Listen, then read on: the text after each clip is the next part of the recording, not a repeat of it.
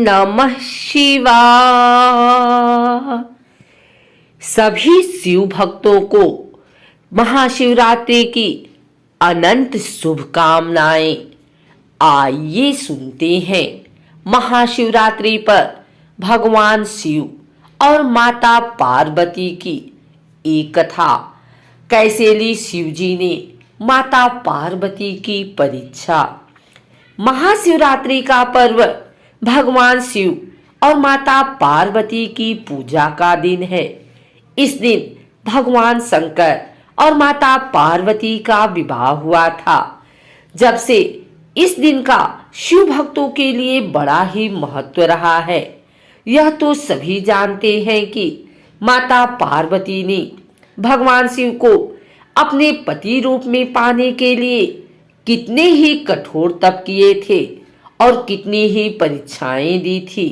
तब जाकर उन्हें भगवान शंकर पति रूप में प्राप्त हुए थे। ऐसी ही एक कथा का जिक्र पौराणिक ग्रंथों में मिलता है। जब भगवान शंकर ने मगरमच्छ बनकर माता पार्वती की परीक्षा ली थी।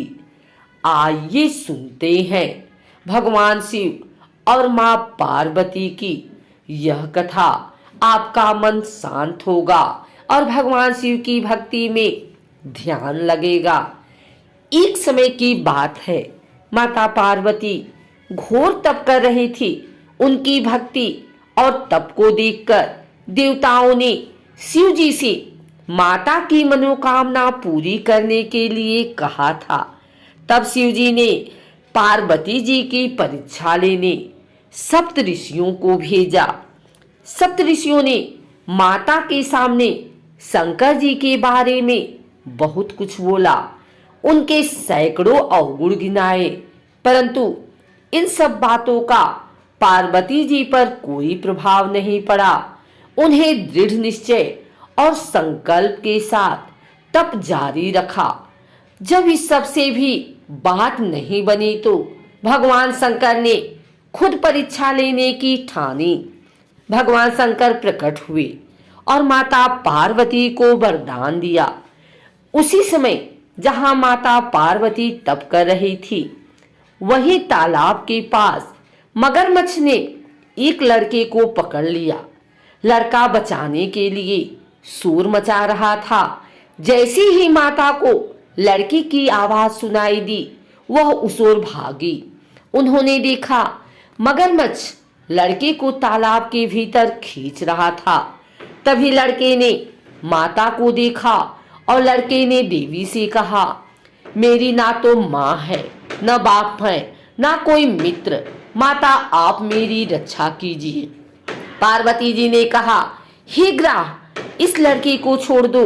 मगरमच्छ बोला, दिन के छठे पहर में जो मुझे मिलता है उसे अपना आहार समझकर स्वीकार करना मेरा नियम है। ब्रह्मदेव ने दिन के छठे पहर इस लड़के को भेजा है, मैं इसे क्यों छोड़ूं? पार्वती जी ने विनती की, तुम इसे छोड़ दो। बदले में तुम्हें जो चाहिए वह मुझसे कहो। मगरमच्छ बोला, एक ही शर्त पर मैं इसे छोड़ सकता हूँ।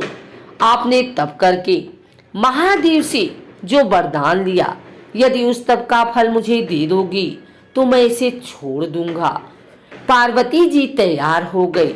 उन्होंने कहा, मैं अपने तप का फल तुम्हें देने को तैयार हूँ, लेकिन तुम इस बालक को छोड़ दो। मगरमच्छ ने समझाया, सोच लो देवी, जोश में आकर संकल्प मत करो। हजारों वर्षों तक जैसा तप किया है वह देवताओं के लिए भी संभव नहीं है। उसका सारा फल इस बालक के प्राणों के बदले चला जाएगा। पार्वती जी ने कहा, मेरा निश्चय पक्का है, मैं तुम्हें अपने तप का फल देती हूँ, तुम इसका जीवन दे दो। मगरमच्छ ने पार्वती जी से तप दान करके संकल्प करवाया। तप का दान होते ही मगरमच्छ का देह तेज से चमकने लगा। मगरमच्छ बोला, हे पार्वती, देखो तप के प्रभाव से मैं तेजस्वी बन गया हूँ। तुमने जीवन भर की पूंजी एक बच्चे के लिए व्यर्थ कर दी। चाहो तो अपनी भूल सुधारने का एक मौका और दे सकता हूँ। पार्वती जी ने कहा, हे ग्रा, तब तो मैं पुनः कर सकती हूँ, किंतु यदि तुम इस लड़के को निगल जाते तो क्या इसका जीवन वापस मिल जाता? देखते ही देखते वह लड़का अदृश्य हो गया, मगरमच्छ लुप्त हो गया।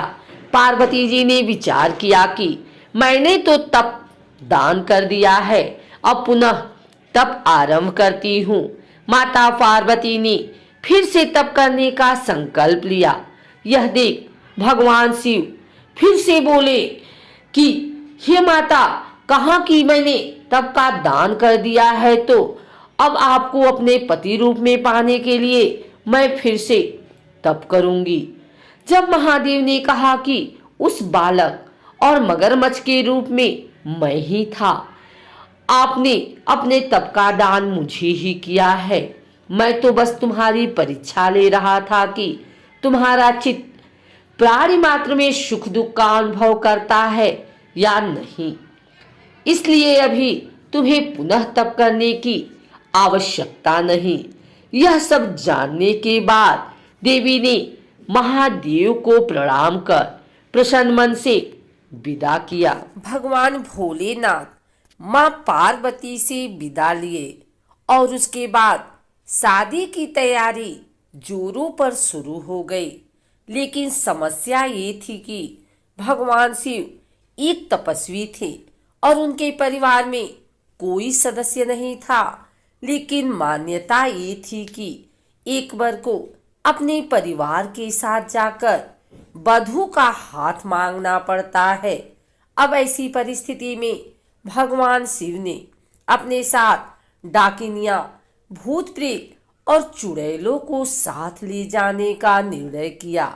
तपस्वी होने के चलते शिव इस बात से अवगत नहीं थे कि विवाह के लिए किस प्रकार से तैयार हुआ जाता है, तो उनके डाकिनियों और चुड़ैलों ने उनको भस्म से सजा दिया और हड्डियों की माला पहना दी।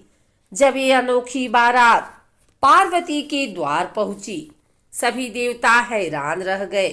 वहां खड़ी महिलाएं भी डर कर भाग गई। भगवान शिव को इस विचित्र रूप में पार्वती की मां स्वीकार नहीं कर पाई और उन्होंने अपनी बेटी का हाथ देने से मना कर दिया।